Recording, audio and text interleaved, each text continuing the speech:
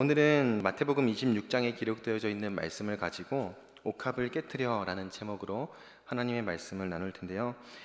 특별히 로뎀교회 헌신 예배로 오늘 예배를 드리죠. 우리 로뎀교회가 청년부 이상 그리고 45세까지 이 중간에 있는 이 젊은 분들, 한참 교회를 섬기고 열정을 다해서 하나님 나라를 위해서 달려갈 이 지체들이 모여있는 공동체가 로뎀교회 공동체입니다. 그래서 우리가 오늘 이 헌신 예배를 통해서 다시 하나님 앞에 헌신해야겠다, 내가 어떻게 하면 헌신할 수 있을까를 다짐하는 우리 로뎀교회, 그리고 또 로뎀교회뿐만이 아니라 함께 예배하면서 그래, 나도 하나님 앞에 헌신해야겠다, 다시 내가 이렇게 열심히 한번 교회를 섬겨봐야겠다 결단하는 은혜가 우리 가운데 있기를 바랍니다. 이 헌신이라는 표현, 우리가 헌신 예배를 매달 이렇게 드리고 있어요. 로뎀교회 헌신 예배, 또 지난번에는 찬양대 헌신 예배도 드리고 이렇게 헌신 예배를 계속해서 드리고 있는데, 이 헌신이라는 단어가 가지고 있는 뜻이 무엇인지 혹시 아시나요? 아시는 분 혹시 계실까요? 헌신. 네, 감사합니다. 네. 손을 안 들으셔야 제가 설명을 해드리니까. 네. 헌신이라는 단어를 이렇게 검색을 해보니까 참 중요한 의미가 담겨져 있더라고요. 어떤 의미가 있냐면, 몸과 마음을 바쳐서 있는 힘을 다하는 자세를 헌신이라고 한다는 거예요. 그러니까 몸과 마음을 바쳐서, 이제 국가와 국민에 충성을 하는 군인들처럼 몸과 마음을 바쳐서 있는 힘을 다해서 섬기는 자세, 이 삶의 태도를 헌신이라고 말한다는 겁니다. 우리 사람들은 누구나 이렇게 내 몸과 마음을 바쳐서 있는 힘을 다해서 헌신하는 이런 행동들을 취할 때 마음속에 품게 되는 감정이 하나가 있는 것 같아요. 그게 뭐냐면 인정받고 싶어 하는 거예요. 그리고 칭찬받고 싶어 합니다. 내가 이렇게 내 몸과 마음과 열정과 성의를 다해서 이렇게 열심히 수고했으면 누군가가 나에게 칭찬해주고 누군가 나의 수고를 알아봐주고 인정해주기를 바라는 마음이 우리 안에 다 자리를 잡고 있다는 거죠. 그래서 어린 아이들만 봐도 이제 부모님이 뭔가를 시켰을 때, 예를 들어서 이 장난감 어지럽게 흐트러져 있으니까 정리해라고 했을 때 열심히 정리를 한 다음에 엄마나 아빠한테 바라는 것은 다른 게 아니라 잘했어, 잘 정리 잘하네, 이렇게 칭찬해 주는 것, 인정받는 것을 어린 아이들도 바란다는 거죠. 어린 아이들도 그러할진데 어른들은 얼마나 더 그 인정과 칭찬에 목말라 있을까 하는 거예요. 사람으로서 누구나 자연스럽게 가지는 감정임과 동시에 누구나 항상 기대하고 살아가는 이런 마음이라는 거예요. 특별히 우리가 신앙생활을 하면서 사람에게 칭찬받고 인정받는 것도 참 귀하고 감사하지만, 누구나 이 하나님께 칭찬받는 것, 예수님께 칭찬받는 것을 기대하면서 신앙생활을 할 때가 있다는 겁니다. 우리는 모두 다 이 땅에서 그리스도인으로서 부르심을 받았고, 그렇게 그리스도인으로서의 삶을 살아가면서 마지막 때에 주님을 만나 뵈올 때 주님이 나에게 칭찬해 주셨으면, 내가 주님께 이렇게 칭찬받았으면, 이런 기대를 가지고 살아간다는 거예요. 그런데 오늘 본문에 보면 예수님께 칭찬받은 한 사람, 우리가 참 꿈꾸고 있는 모습을 경험한 한 사람이 등장합니다. 그리고 단순히 칭찬받은 것이 아니라 아주 특급 칭찬을 받은 한 사람이 등장을 해요. 한 여인이 등장을 하는데, 이 여인은 마태복음 26장뿐만이 아니라 마가복음 14장과 요한복음 12장에도 등장하는 여인입니다. 그리고 같은 내용을 이 세 본문에서 다루고 있고, 이 여인의 정체가 아마 이 마리아라는 여인일 것은 우리가 말씀을 통해서 확인해 볼 수가 있습니다. 우리가 잘 알고 있는 이 나사로, 마르다, 마리아, 이 세 남매가 있잖아요. 그 중에서 이 마리아라는 이 여인이 지금 예수님께 이렇게 향유를 붓고 있는 여인으로 등장한다는 겁니다. 마가복음에도 그렇고 요한복음에도 그렇고 이 내용들을 다루고 있어요. 그런데 오늘 마태복음 26장의 말씀을 쭉 살펴보면 이 여인이 어떻게 칭찬받을 수 있었는가를 생각해 볼 수가 있습니다. 그리고 이 여인이 칭찬받을 수 있었던 그 이유를 생각해 보면서 나도 이 여인과 같은 삶을 살아가야겠다, 나도 이 여인처럼 예수님께 칭찬받는 인생 살고 싶다, 이렇게 결단하는 우리 모두가 되었으면 좋겠습니다. 본문의 사건이 일어나는 배경은 베다니라는 마을입니다. 베다니에 있는 나병 환자 시몬의 집에서 잔치가 벌어져요. 이 마가복음 말씀 그리고 요한복음 말씀을 쭉 살펴보면 예수님을 위한 잔치가 지금 이 마을에 이 나병 환자 시몬의 집에서 벌어지고 있다는 것을 확인할 수가 있습니다. 그리고 이 사건이 바로 직전에 어떤 사건이 있었냐면 죽었던 나사로를 살리신 사건, 예수님께서 죽었던 그 나사로를 다시 살리신 사건이 기록되어져 있어요. 그 사건이 있은 후에 이 마을에서 예수님을 위한 잔치가 벌어진 거죠. 죽었던 나사로가 살아난 모습을 바라봤던 많은 사람들이, 그리고 이 베다니 지역에서 예수님의 놀라운 은혜 가운데 예수님의 역사를 경험했던 이 많은 사람들이 함께 모여서 예수님을 위한 잔치를 벌이고 있었다는 겁니다. 그리고 예수님을 위한 잔치가 벌어지는 가운데 한 사건이 발생하는 게 오늘 본문에 나오는 중심 내용입니다.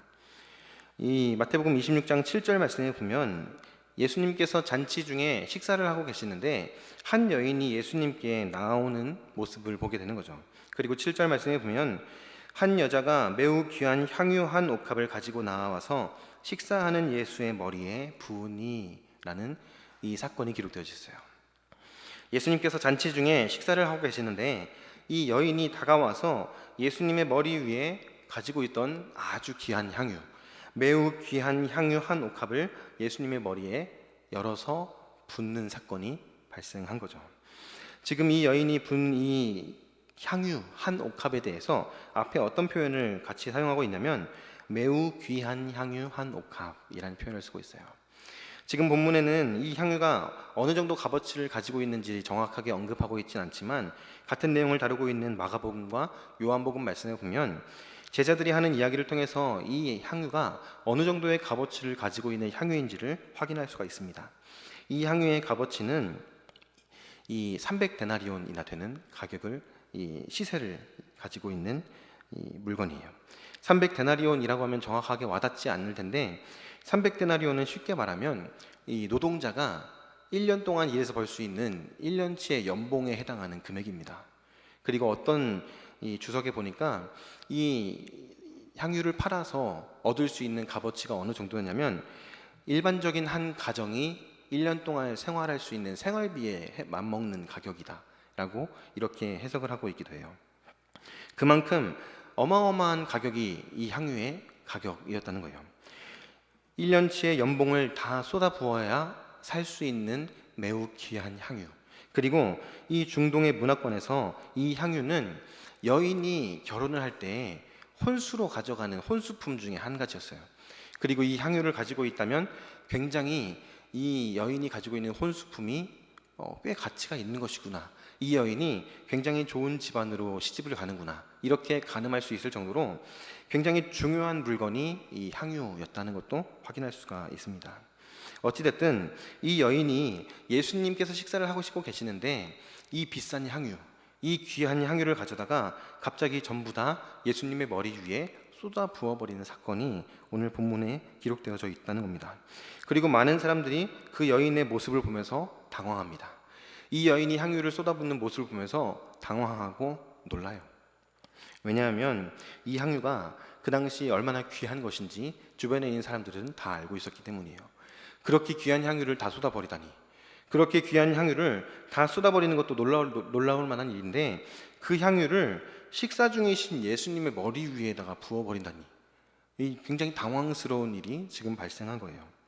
그래서 많은 사람들은 당황했고 제자들은 그런 여인의 모습을 바라보면서 본문에 보면 분개했다라고 이야기를 해요.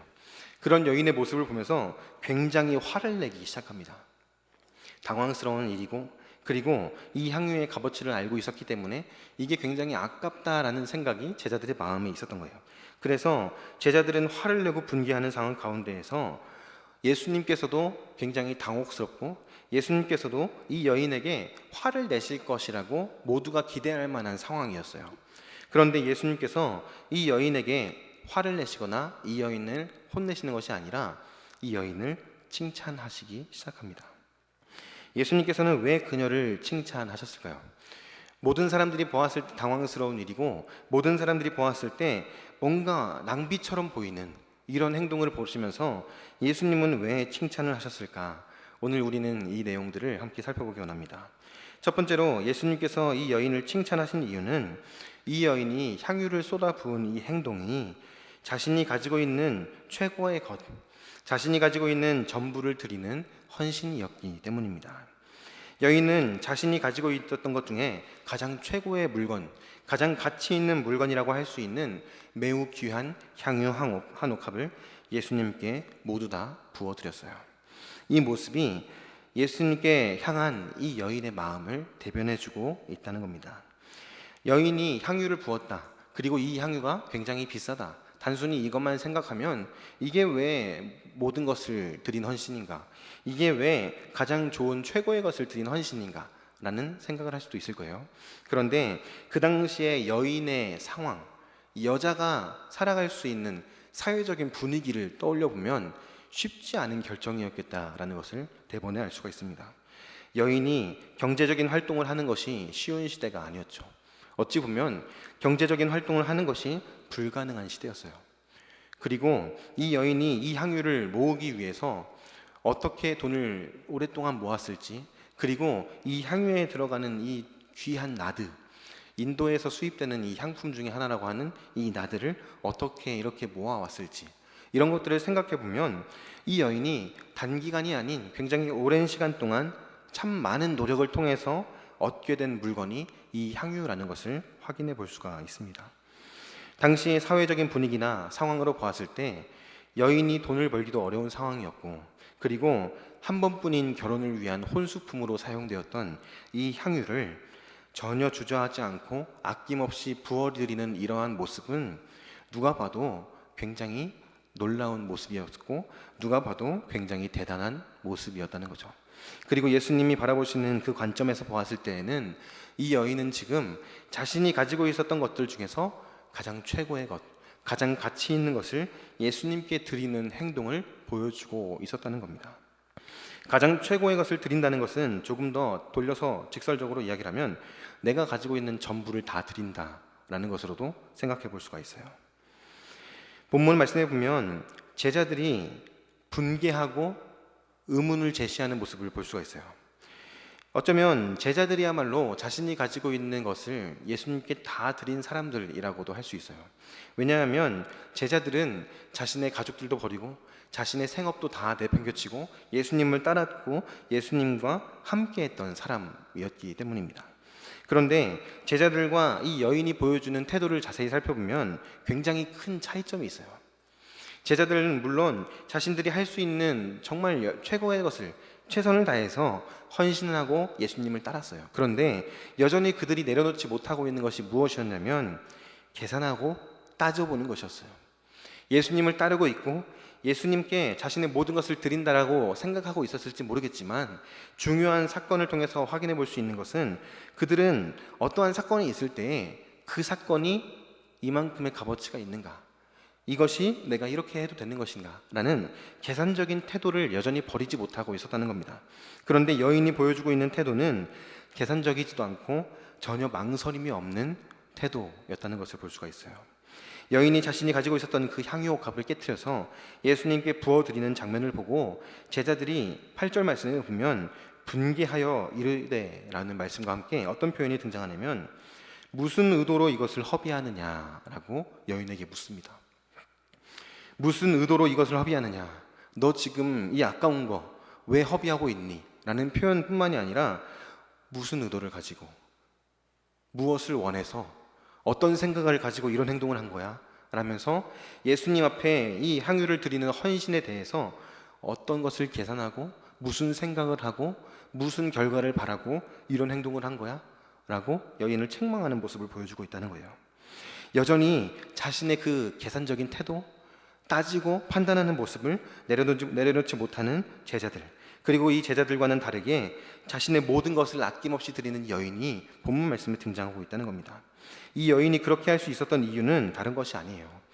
이분이 예수님이기 때문에, 내 앞에 계신 이분이 주님이시기 때문에 내가 가지고 있는 이것 드려도 전혀 아깝지 않다. 내가 가지고 있는 이 향유, 아주 비싸고 귀한 것, 아주 소중한 것, 이것 그냥 다 부어드려도 전혀 아깝지가 않아. 이런 자세가 이 여인에게 있었다는 거예요. 구약 성경에도 보면 아브라함이 이삭을 하나님께 바칠 때, 창세기 22장에 아브라함이 이삭을 하나님 앞에 바칠 때에 보여주는 태도가 이와 같아요.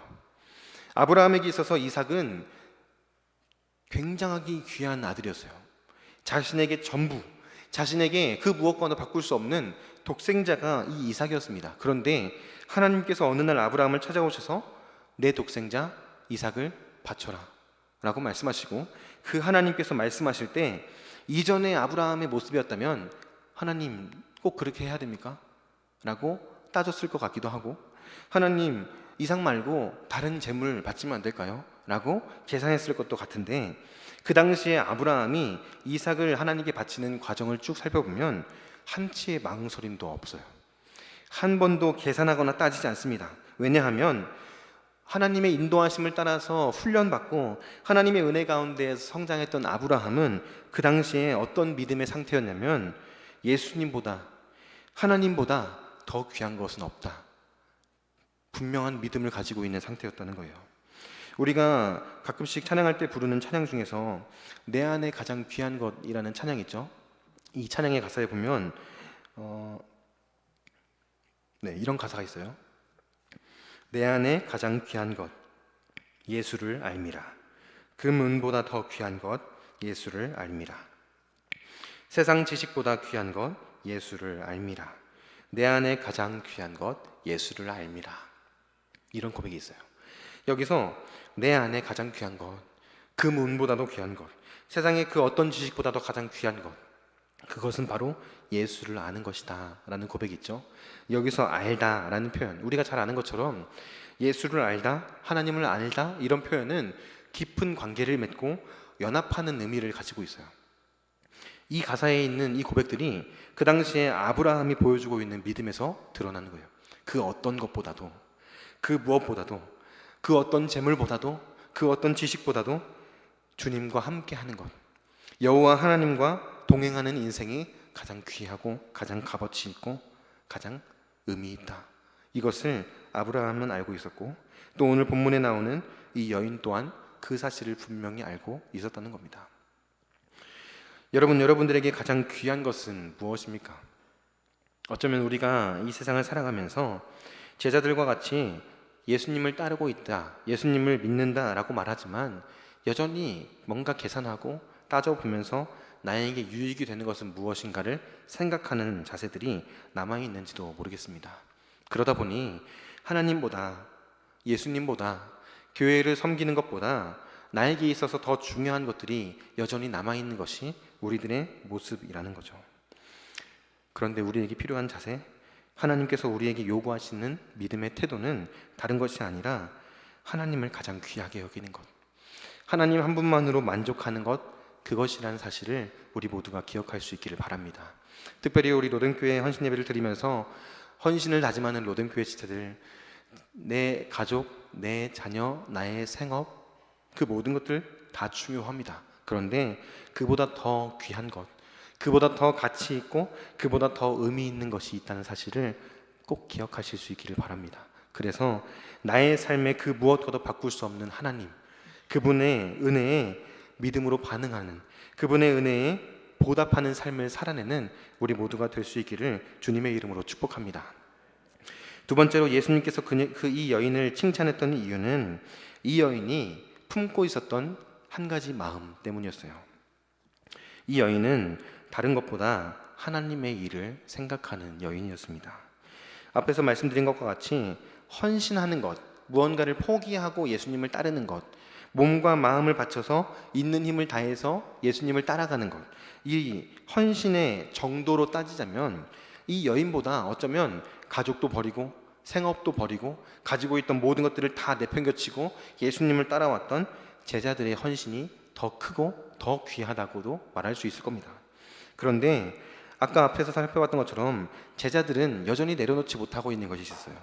그것이 무엇이었냐면 하나님의 일이 아닌 세상의 일, 하나님의 생각이 아닌 사람의 생각이었어요.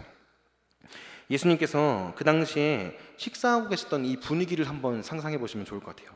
이 여인이 향유를 부었던 그 상황을 한번 그림으로 그려봤으면 좋겠어요. 예수님은 지금 예수님을 위한 잔치에 초대를 받아서 이 베다니에 있는 시몬이라는 사람의 집에 들어가 계십니다. 그리고 그의 집에서 함께 앉아서 음식을 먹고 마시면서 즐거운 시간, 즐거운 대화의 시간들을 보내고 계셨어요. 주변에 있는 모든 사람들은 예수님께서 얼마 전에 죽었던 나사로를 살리신 일, 이 일들에 대한 이야기를 하기도 했을 것이고, 또 예수님께서 자신의 가정에 베풀어 주신 놀라운 은혜, 자신의 삶 가운데 베풀어 주신 놀라운 은혜, 그리고 예수님께서 가르쳐 주셨던 다양한 하나님 나라에 대한 이야기들에 대해서 이야기하면서 즐겁게 예수님과 함께 잔치의 시간들을 보내고 있었을 거라는 거죠. 그런데 그렇게 잔치를 벌이고 있는데 이 여인이 갑자기 예수님에게 다가가는 거예요. 그래서 많은 사람들은 보면서 예수님에게 뭔가 묻고 싶은 게 있나 보다, 예수님과 뭔가 대화하려고 하나 보다 라고 생각했을 거예요. 그런데 이 여인이 갑자기 향유를 꺼내드는 거죠. 그리고 그 향유를 깨트려서 그 기름을 예수님의 머리 위에 쏟아붓기 시작하는 거예요. 지금 이 향유를 쏟아붓고 있는 상황은 무슨 시간입니까? 식사 시간 아닙니까? 식사 시간? 저 같은 경우는 향수를 거의 안 쓰기도 하고 향수 냄새를 별로 좋아하진 않습니다. 왜냐하면 가끔씩 진한 향수들이 있으면 사람들이 진한 향수를 뿌리고 지나가면 너무 막 어지럽기도 하고 속이 막 이상한 느낌이 들기도 하고 이래서 향수를 그렇게 좋아하지 않아요. 그런데 향수를 병째로 들이붓는다면 그 향이 얼마나 진하게 나겠습니까? 일상적인 생활 가운데에서도 이런 일이 일어나면 좋은 향이라고 할지라도 그 진한 냄새에 눈살을 찌푸리는 것이 당연할 거예요. 그런데 지금 식사 중이에요. 막 맛있는 음식이 막 있고 같이 막 손으로 음식을 떼서 먹으면서 예수님도 그 음식을 드시면서 즐겁게 음식을 드시는 시간인데 갑자기 음식을 드시고 계시는 예수님의 머리에 향을 들이부은 거예요. 이런 상황 가운데에서 많은 사람들이 볼 때 이 사건은 칭찬할 만한 사건이 아니라 굉장히 당혹스러운 사건이었다는 거죠. 예수님도 음식을 드시다가 갑자기 진하게 풍겨오는 향수 냄새 때문에 음식 맛을 구분하기도 어려우신 지경이었을 겁니다. 왜냐하면 음식은 이 향이 굉장히 중요하잖아요. 코를 막으면 음식 맛이 안 느껴져요. 그런데 향수같이 강력한 이 향이 진동을 하면 음식 맛을 느낄 수가 없겠죠.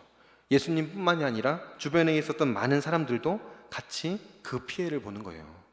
같이 식사하면서 교제하고 있던 사람들 또한 다 그 냄새에 어떤 사람은 어지럽다고 하고 어떤 사람은 너무 진하다 하면서 불쾌감을 드러내고 어떤 사람은 음식 맛을 못 느끼겠다고 하면서 짜증을 냈을 겁니다. 이런 상황이 지금 이 집안의 분위기였다는 거예요. 그래서 많은 사람들이 예수님이 이 여인을 혼쭐 내주시기를, 이 예수님이 이 여인에 대해서 좀 따끔하게 한마디 해주시기를 바랬을 거라는 거죠. 그런데 예수님은 이 여인을 오히려 칭찬하세요.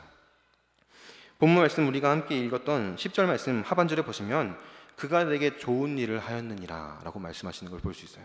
좋은 일을 했대요. 잔치를 갑자기 탁 망쳐버린 거예요. 좋은 식사 시간을 갑자기 다 망쳐버린 거죠. 그런데 그런 행동을 나를 위해서 좋은 일을 한 것이다 라고 말씀하시고 계시는 거예요. 그런 행동을 칭찬하고 계시는 겁니다. 제자들이 화를 내면서 분개했던 이유도 충분히 납득이 될 만한 상황인데 그때 예수님이 어떻게 그녀를 칭찬하실 수 있었을까? 예수님은 왜 그녀를 칭찬하셨던 걸까요? 예수님은 왜 그녀를 칭찬하시면서 좋은 일을 했다라고 말씀하셨던 걸까요? 26장 12절 말씀에 보면 힌트를 발견할 수가 있습니다. 12절 말씀 보시면 이 여자가 내 몸에 이 향유를 부은 것은 내 장례를 위하여 함이니라 라는 말씀이 있어요. 이 여자가 내 몸에 향유를 부은 것은 내 장례를 위해서 했다. 갑자기 조금 뜬금없죠. 잔치 중이었고 식사 중이었고 즐거운 시간을 보내고 계셨는데 갑자기 내 장례를 위해서 이 여자가 이런 행동을 했다라고 평가를 하고 계신다는 거예요. 당시 유대인들의 장례 풍습에 따르면 유대인들은 장례를 치르는 과정에서 시체가 썩는 냄새를 방지하기 위해서 어쩌면 시체가 썩는 냄새를 중화시키기 위해서 강한 향을 가지고 있는 향유를 이 시신에 바르는 장례 풍습이 있었습니다. 그러니까 예수님께서 지금 돌아가신 것도 아닌데 그 시체 썩는 냄새를 방지하기 위해서 바르는 행동으로 예수님께서 지금 향유를 부은 행동을 여기고 계신다라는 거죠. 여기까지 생각해 봤을 때도 오히려 화를 내시는 게 맞을 것 같아요. 갑자기 밥을 먹고 있는데 친구가 막 수의를 만들어 와가지고 야 이거 내가 맞췄는데 한번 입어봐 이렇게 하는 거예요 지금. 그러면은 야 이거 이쁜데 하면서 입으실 분이 계실까요? 그거 보면은 지금 장난해? 나보고 죽으라는 거야? 이런 반응이 나와야 되는 거 아니냐는 거죠. 그런데 예수님이 마치 이런 상황에서 야 너 진짜 잘했다, 너 진짜 나를 위해서 좋은 일을 하는구나 라고 말씀하신다는 거예요. 참 이걸 보면 이해가 안 되고 당황스러워요. 이 여인은 예수님의 머리 위에 향유를 붓고 또 이 향유가 예수님의 온몸을 적시는 가운데 요한복음에 보면 이 여인이 자신의 머리를 풀어서 그 향유를 또 예수님의 머리에 이렇게 부어서 예수님 머리로 예수님의 몸을 닦는, 발을 닦는 행동들을 취해요. 마치 시신에다가 향유를 붓고 막 바르는 모습처럼 그렇게 진짜 장례를 치르는 것 같은 행동을 하는 거죠. 화를 내셔야 할 것 같고 불쾌하셔야 할 것 같은데 그런 상황에서 칭찬하시는 거예요. 왜 그랬는가? 예수님은 그녀의 마음의 중심을 보고 계셨던 거예요. 지금 이 여인 마리아는 하나님의 일을 생각하면서 이 행동을 했던 겁니다. 예수님께서 그동안 가르쳐 주셨던 말씀들, 예수님께서 그동안 자신의 삶 가운데 베풀어 주신 은혜들, 그런 것들을 생각하고 예수님께서 지나가듯이 하셨던 말씀 중에 내가 죽게 될 것이다 라고 하셨던 그 말씀, 제자들은 다 부인했고 제자들은 다 외면했고 베드로는 그런 일은 일어나서는 안 됩니다 라고 하면서 사탄의 자식이라고 혼나기까지 했던 그 말씀을 이 여인은 기억하고 있었던 거예요.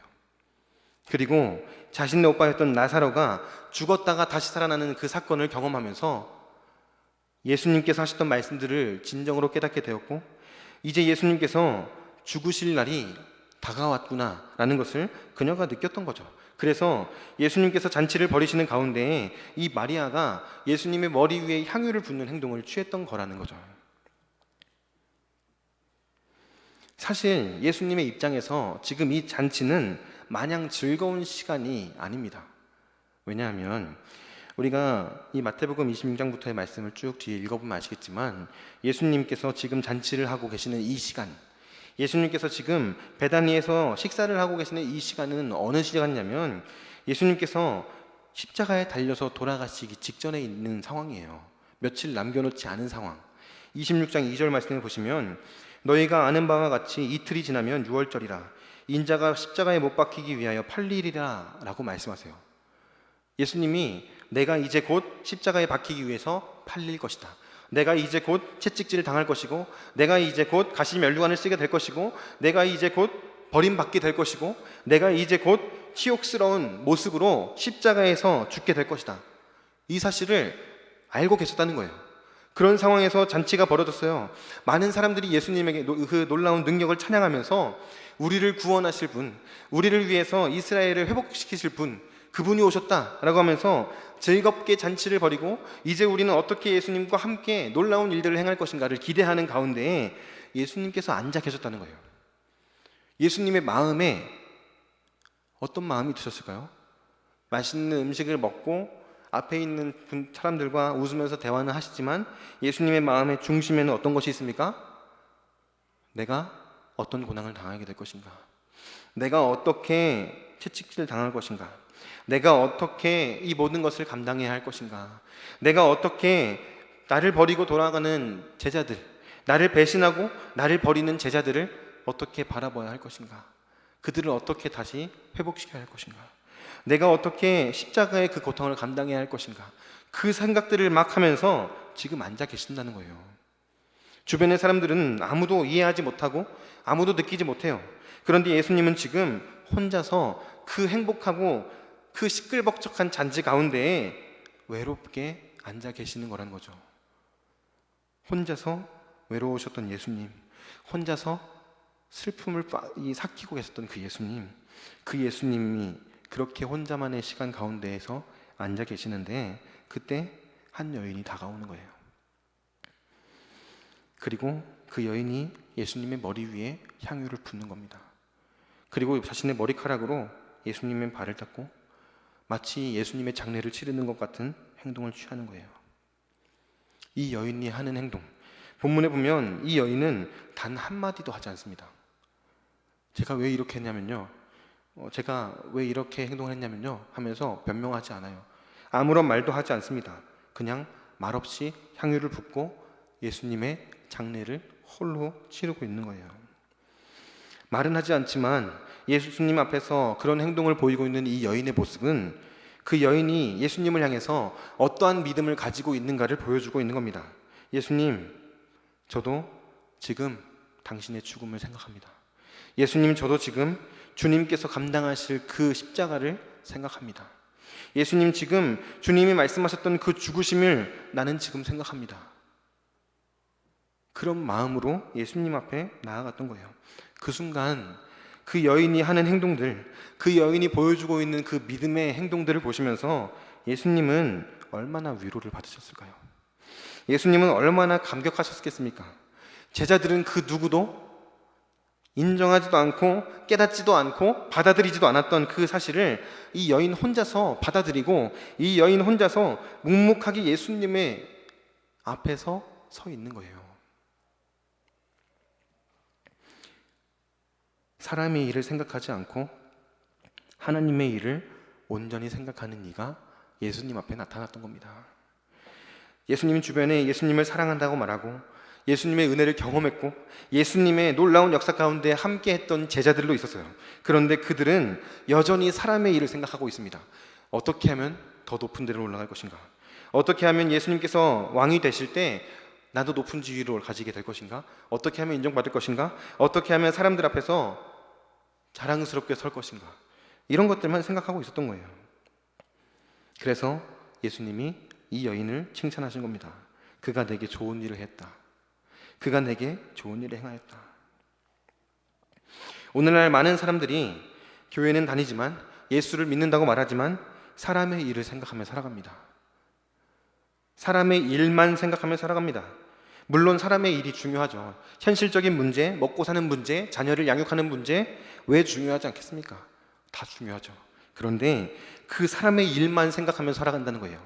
교회를 다니고 예배를 드리고 교회에서 봉사를 해요. 그런데 말하는 것, 행동하는 것, 살아가는 모습을 보면 하나님의 일을 생각하기보다 사람의 일을 생각하면서 살아가는 것이 우리들의 모습, 많은 사람들의 모습이라는 겁니다. 여러분들은 어떤 생각을 품고 살아가고 계십니까?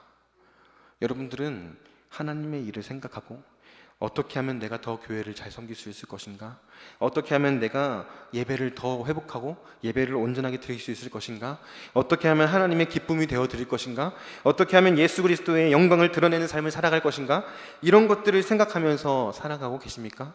아니면 어떻게 하면 더 많은 돈을 모을 것인가? 어떻게 하면 내 자녀를 세상에서 인정받는 아이로 키워낼 것인가? 어떻게 하면 우리 가정이 더 안정된 삶을 살아갈 것인가? 이런 세상의 일, 사람의 일을 생각하고 계십니까?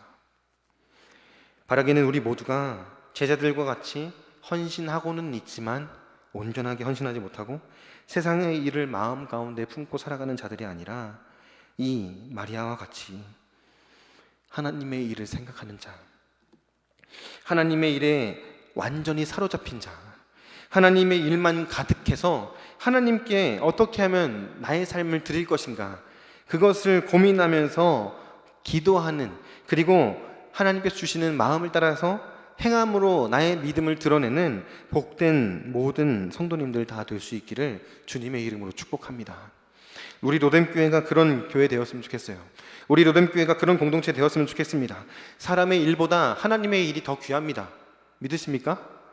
사람의 일보다 하나님의 일이 더 가치 있습니다. 사람의 일보다 하나님의 일이 더 중요합니다. 이 사실을 반드시 기억하실 수 있기를 바랍니다. 그래서 이 여인이 칭찬받았던 거예요.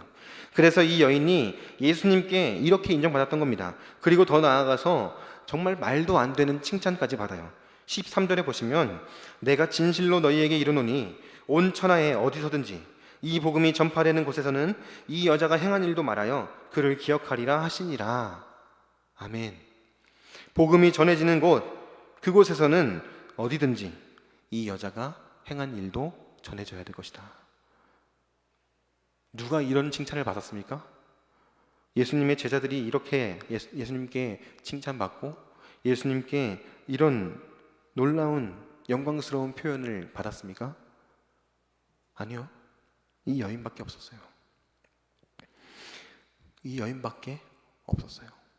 그리고 더 나아가서 예수님께 향유를 부어드리고 예수님의 장례, 예수님의 죽으심을 기념했던 여인, 이 여인밖에 없었습니다. 예수님이 죽으신 후에 그 시신을 아리마대 사람 요셉이 받아서 세마포로 감싸고 무덤에 넣어놓죠.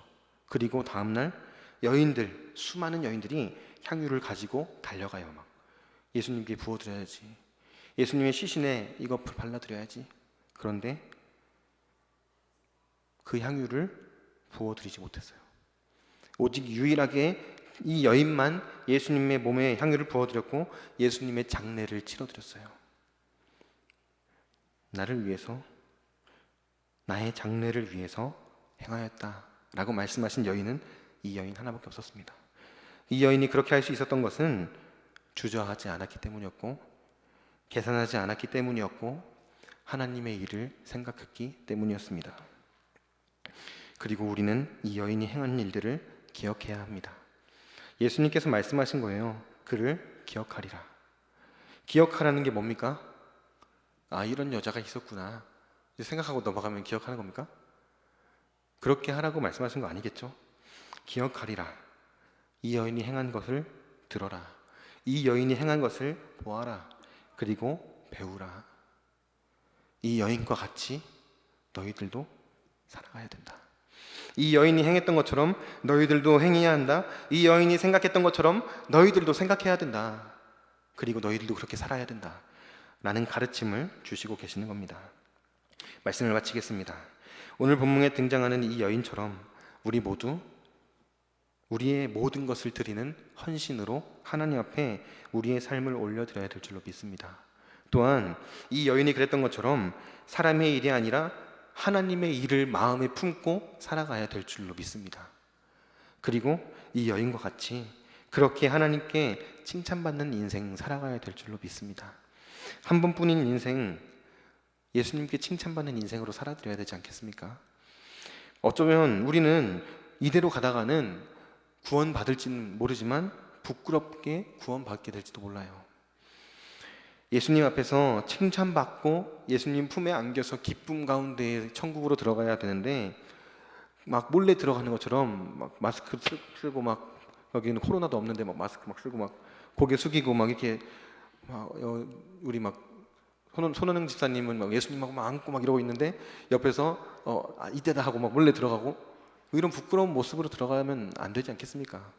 우리 모두 다 함께 예수님 앞에서 기뻐서 춤추고 칭찬받으면서 예수님 품 안에 안겨야겠죠.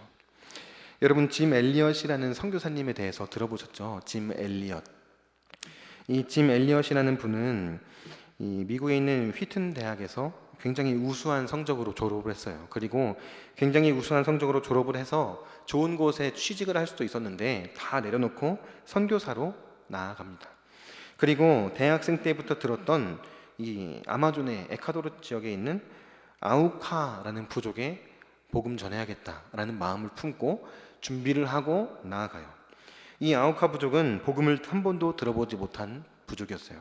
그리고 하나님, 예수님 이런 단어조차도 없는 부족이었어요. 완전히 원시 부족이었는데 이 부족에게 복음을 전하기 위해서 준비를 합니다. 훈련을 받고 29 젊은 나이에 비행기를 타고 친구들과 함께 이 아우카 부족이 사는 곳으로 들어가요. 그런데 비행기가 이제 비상 착륙을 하게 되고 더 이상 어떻게 손을 쓸 수가 없는 상황 가운데에서 며칠간을 기다렸다가 드디어 이 아우카 부족을 만나요. 그들을 만나서 이제 복음을 전하려고 막 이렇게 하고 있는데 그들이 보여주는 것은 활이었어요. 복음도 전해보지 못한 채로 자신의 주머니에 총이 있어서 이걸 사용해서 자신을 보호할 수 있었음에도 불구하고 꺼내지도 않고 그냥 죽음을 받아들여요. 그래서 젊은 청년들이 다 죽게 됩니다. 그리고 그들의 죽음이 그 땅에 뿌려지고 나중에 그 죽은 이들의 가족들, 아내, 자녀들이 들어가서 그 부족에게 복음을 전해요. 그래서 그 부족에서 짐 엘리엇 선교사님을 죽였던 사람은 목사가 되고, 또 그 지역에 있었던 또 어떤 이는 장로가 되고, 놀라운 복음의 열매들을 맺게 되는 이 짐 엘리엇 선교사님의 이야기를 한 번쯤 들어보셨을 거라고 생각합니다.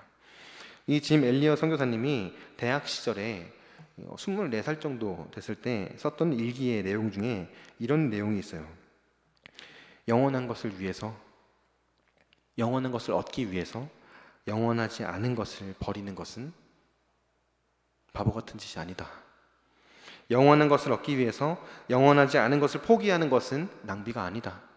이런 일기를 쓴 거예요. 이분이 어떤 마음으로 그 지역에 들어갔고 어떤 마음으로 죽음을 맞아 들었겠습니까? 더 귀한 것이 있다는 것을 분명히 알았기 때문이겠죠. 사람의 일을 생각한다면 그 지역에 들어가지도 않았을 겁니다. 사람의 일을 생각한다면 대학을 잘 졸업하고 좋은 지역에 취직해서 그냥 적당히 보내는 선교사로 재정을 후원하거나 단기 선교를 간다거나 이런 식으로 했겠죠. 그런데 그는 하나님의 일만을 생각했어요. 하나님의 일에 온전히 사로잡혔고, 그래서 자신의 생명을 들여서 복음을 전하기 위해서 헌신했던 겁니다. 이런 걸 보면서 온전한 헌신이라고 하는 거죠. 이런 걸 보면서 진짜 하나님의 일에 사로잡힌 사람이구나 라고 하는 거죠. 하나님을 나에게 있어서 가장 귀한 것으로 여기고 하나님의 일을 우선순위로 하고, 그렇게 하나님께서 기뻐하시는 삶을 우리 모두 살아가야 될 줄로 믿습니다. 로뎀교회 헌신 예배를 드리면서 먼저는 로뎀교회 지체들이 그렇게 헌신된 자들로 하나님 앞에 나아갔으면 좋겠어요. 그렇게 하나님의 일에 자신의 삶을 내어 던지는 이들이 되었으면 좋겠습니다. 그리고 함께 예배하는 모든 성도님들 또한 나의 삶을 말씀 앞에 비추어 보면서 나 또한 마리아처럼 그렇게 예수님께 칭찬받는 자 되어야겠다 결단하면서 하나님의 은혜 가운데에 나아가는 우리 모두가 되었으면 좋겠습니다.